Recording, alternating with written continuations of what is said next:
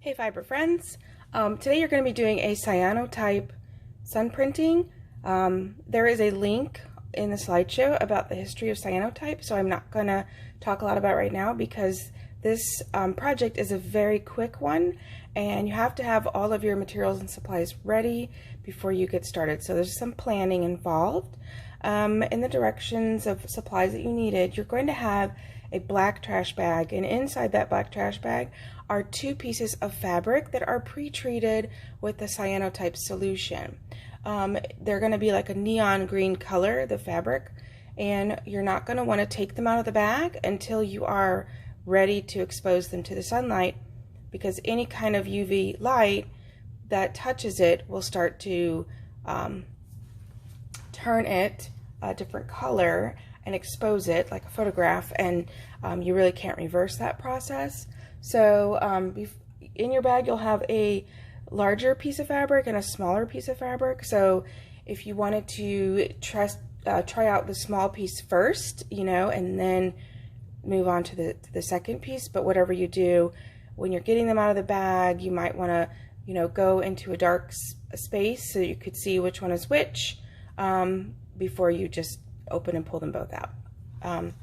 I'm working in the basement. There is some lighting down here, but there is a window, and so that light from that window source is possibly going to expose my fabric. So I have to get all of my pieces ready before I take my fabric out of the bag. Now it says to use found objects, so this could be anything from here's some plants, that I cut from my garden area, leaves, petals. The main thing is you kind of want things to stay flat because you don't want them blowing away or turning or rolling, as you transport your project. I have a piece of cardboard, so if you can find something this size, I think your largest piece of fabric is 18 inches by 18 inches. So you're going to want to find something that you can carry your fabric piece on to the outside sunlight, because you're going to lay all of your items on it and then take it outside. Definitely don't want to do this if it's raining or if it's a windy day. So because you really don't want any of those items moving on top of your fabric. So for example, if this piece of paper was my fabric, then I can lay my plant life or found objects onto the surface. They might shift a little bit as you move outside with them. Another choice would be if you have a piece of plexiglass that's like a clear plastic, you can lay over the top just to keep it secure. But anything, like for example, if I were to use this ruler, to lay on top, all these lines would show up on my fabric, and so you would want something that is clear. You can use any found objects from thread or yarn. You could even, do stickers or stencils. I have a stencil here I was going to use on my small piece. You could use actually, tools like this. I've seen one where they've used hardware tools, safety pins, anything. The key is that it stays flat and doesn't blow away. And you have to work really fast because it will expose. And you'll see as I expose mine out into the sunlight how the color gradually changes. You can have it exposed, for 2 minutes up to an hour. So I would say the least amount of time you expose it, it probably won't have the strongest designs.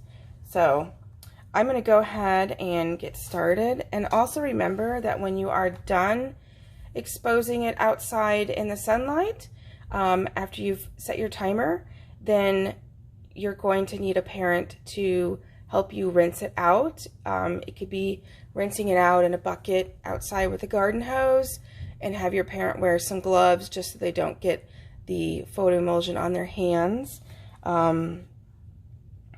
I can see I have some on my hand from last night from staining them, and it'll turn blue when it's exposed to light. It doesn't hurt me. It's just keeping you from staining your skin and your clothes. But please have your parent help you with that part.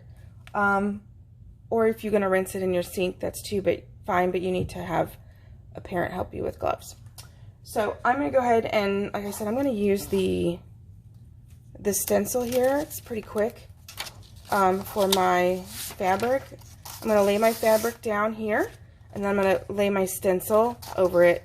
My fabric piece might be smaller than this or longer. That's okay too. I do know if my fabric comes out past this line, that I will have this line around my fabric design. Okay, so here's my fabric. I use this one because it looks like some of the stain didn't get, so I was going to use this as my example instead of give it to one of you guys. So it is kind of small.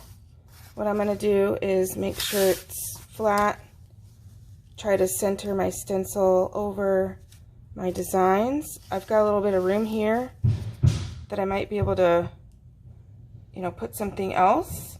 So maybe I will lay some plant life on there, but again, I have to work really fast. Sometimes it helps if you lay out your design first, like I did on that paper, and then when you think you're ready, then get your fabric out of the bag. But to be really careful that these don't move. I can move them around once I put them outside, but if you do shift them, you will get like a shadow from the previous place where it was laying. And maybe turning the leaf this way might be better if it lays flatter. Okay, so I'm going to pause. I'm going to transfer this outside, and then I will restart the video.